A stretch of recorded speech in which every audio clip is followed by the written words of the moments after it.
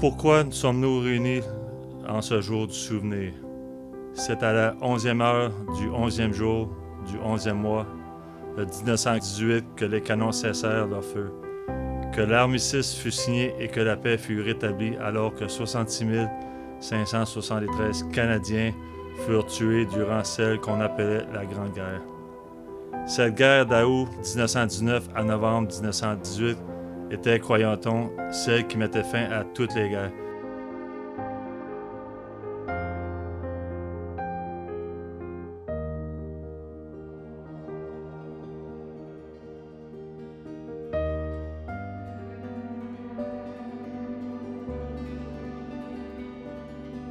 Et voilà qu'en septembre 1939, le Canada se retrouva encore une fois en guerre, la Seconde Guerre mondiale. Le Canada a laissé partir ses jeunes hommes et femmes loin de leur pays pour une période de 5 ans et plus. Loin de ceux qu'ils aimaient, de leur famille, de leurs amis, et ce, pour une longue période sans savoir s'ils les reverraient un jour. À la fin de la Seconde Guerre mondiale, en mai 1945, 44 927 jeunes Canadiens furent tués, dont la plupart étaient dans leur prime jeunesse. On se demande pourquoi allons-nous à la guerre? Pourquoi est-ce que cela arrive encore et encore?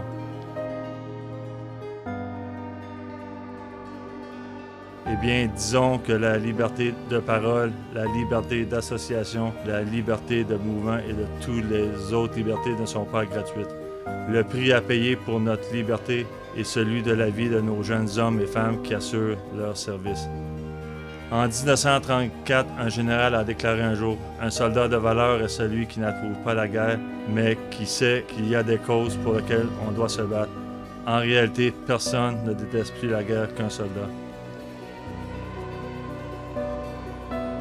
Depuis la Seconde Guerre mondiale, les Canadiens ont été impliqués dans la guerre de Corée où 516 soldats furent tués, dans les opérations du maintien de la paix où 115 soldats furent tués et en service de l'OTAN, dont plus de 780 jeunes soldats furent tués.